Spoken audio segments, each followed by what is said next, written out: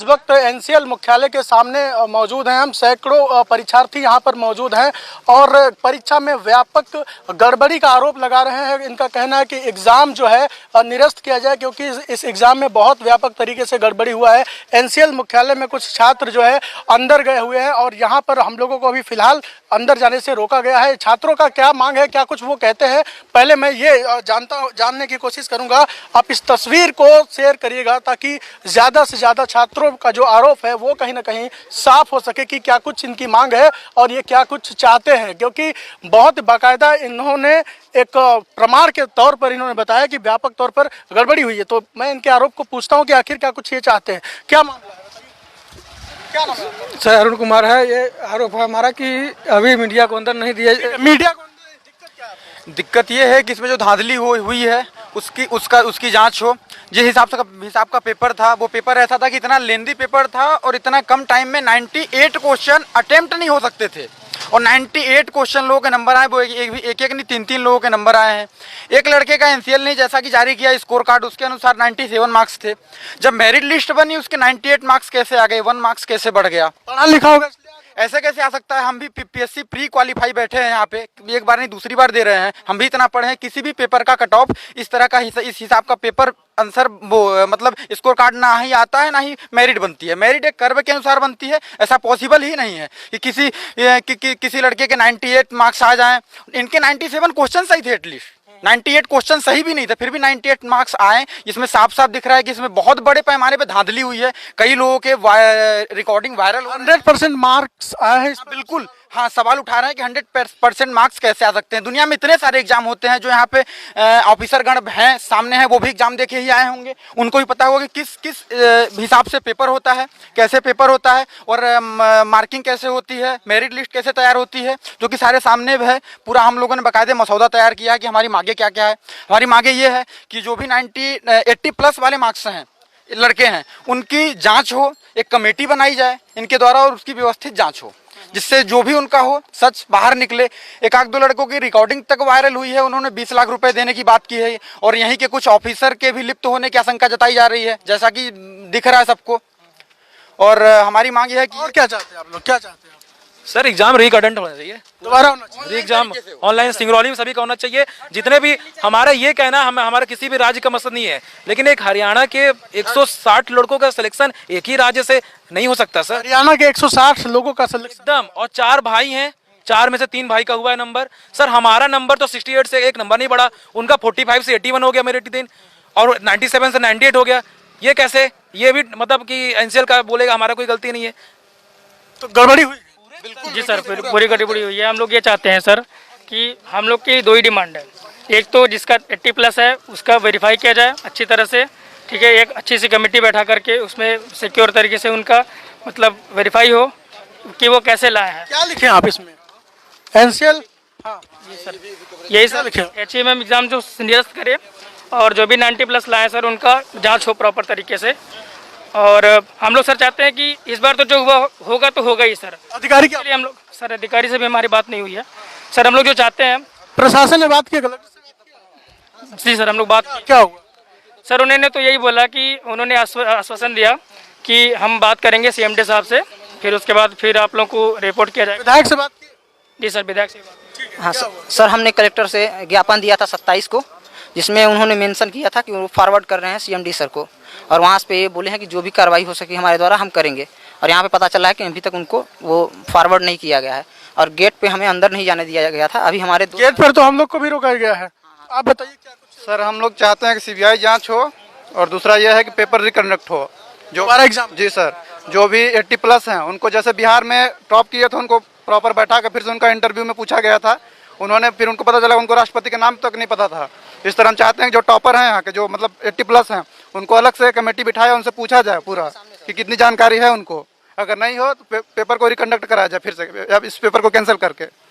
Bluetooth device भी पकड़ाया गया? जी सर, हाँ, जिस दिन एग्जाम हुआ था उस दिन पकड़े गए थे, केवल 6 या 7 लड़के थे, बस उन पर कार्रवाई हुई है, बाकी जो बच गए हैं उन पर कोई कार्रवाई नहीं है। एक बात कैसे मान ले कि ये गड़बड़ी?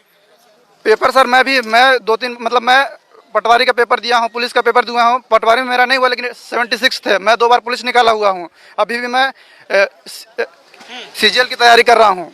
बट फिर भी जब मेरे 70 नंबर आ रहे हैं तो मेरे लगता है कि मतलब हो ही नहीं सकता पेपर जितना टफ था कि आप बोल रहे हैं कि दो एग्जाम हुए थे, एक एग्जाम में ज़्यादा मार्क्स आया था और जब दूसरे में हाँ उसमें था कि जो बंदे हैं नॉन टेक में मतलब जो उनका खुद का जो सबके लिए था उसमें 96, 98, 97 लाए हैं जो उनका अपना खुद का ट्रेड था उसमें वो 12 नंबर, 15 नंबर, 19 नंबर पाए हैं। तो ऐसा क्या है कि एक में आप 96, 97, 98 ला रहे हो और अपने खुद के सब्जेक्ट में आप तुम 35 लाओ, 40 लाओ तब इतना तो सबको समझ में आ रहा है धांधली। आप सोचते हैं कि सोची समझी रणनीति है?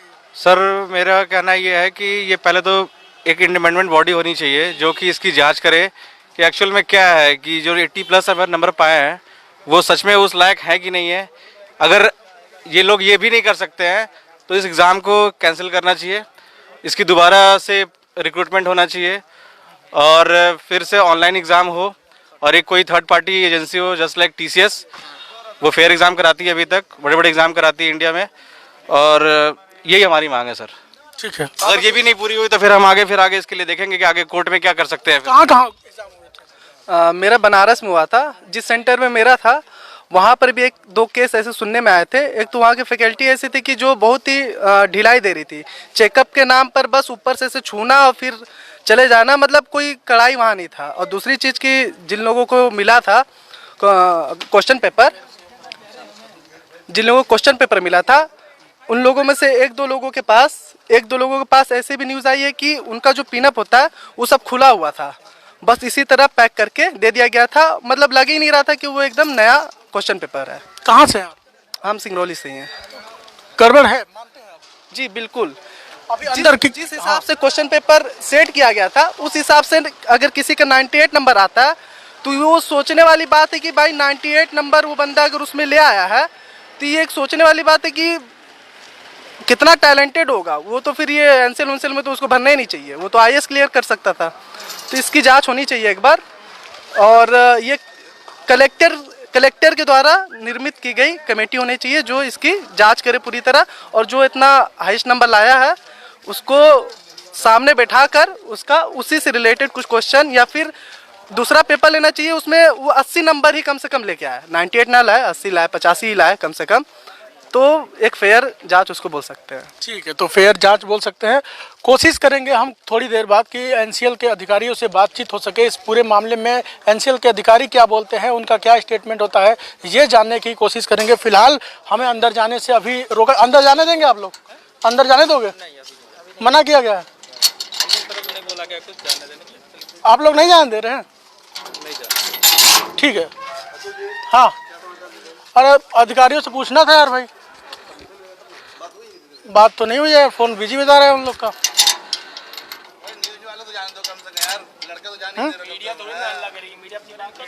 हमको क्या है सर, हम तो बात करेंगे अधिकारियों से। अच्छा, आप तो इतना बोल सकते हैं ना कि कोई आया है, ये भी व्यवस्था नहीं है आपके यहाँ? उनका स्टेटमेंट क्या है कम से कम? मैं अपना कार्ड दे रहा हूँ, मैं अपनी जानकारी दे रहा हूँ, तो आप इतना बता दीजिए कि आया है। मैं अपना कार्ड दे रहा हूँ आपको।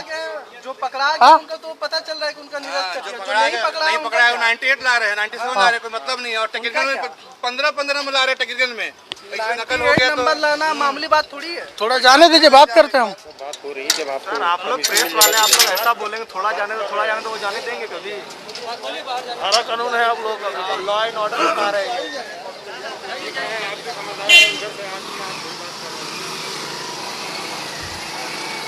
लगे रहो भाई, लगे रहो।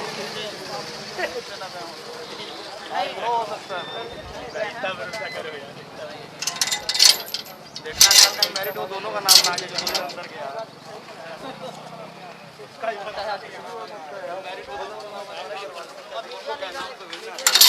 क्या चल रहा है अंदर? अंदर खिचड़ी पक रही है। क्या चल रहा है भाई? जान तो दो, बात तो करने दो। हाँ? अरे बिना, अगर आप नहीं बोलोगे तो नहीं जाऊंगा मैं, ठीक है? जबरदस्ती नहीं करूंगा सर। अगर आप नहीं बोलोगे तो खुला भी रहेगा तो भी नहीं जाऊंगा मैं, ठीक है ना? लेकिन आप लोग एक काम कर सकते थे, फोन कर सकते थे आप, इतना मैं भी जानता हूँ। आप यहाँ से कॉल कर सकते थे, लेकिन वो भी नहीं कर रहे हो आप।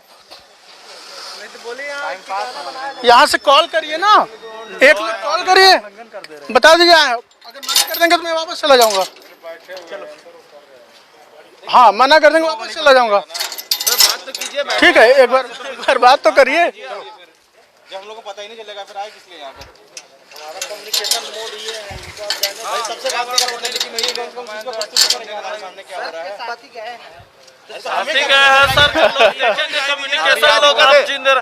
एक और जाएंगे तो कोई प्रॉब्लम है क्या सर? पता करके बताइए कितने देर में मतलब बुलाएंगे, कुछ तो टाइम दीजिए।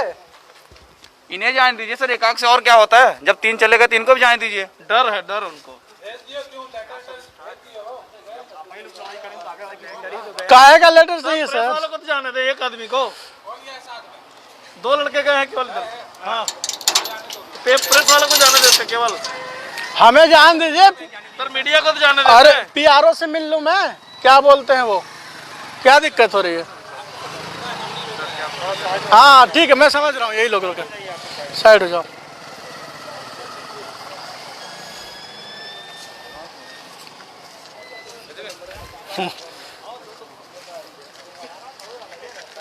तो देखिए अब सामने से कई छात्र जो है उनको अपने भविष्य की चिंता है, लेकिन यहाँ जो है किस तरीके से लापरवाही और धांधली का ज़बरदस्त इन्होंने आरोप लगाया है और कहीं ना कहीं व्यापक तौर पर गड़बड़ी इस एग्ज़ाम में हुआ है, जैसा कि इनका कहना है। अब हमें गेट के अंदर जाने से लगातार रोका जा रहा है, जाने से मना किया जा रहा है, लेकिन इन छात्रों का जो सवाल है, इनकी जो चिंता है, उसको कौन दूर करेगा, ये अपने आप में बड़ा सवाल है। तो फिलहाल मैं कोशिश करूंगा कि यहाँ के अधिकारियों से बात हो सके और इनकी जो सवाल है, इनके जो प्रश्न हैं, उसका जवाब मैं ले सकूं।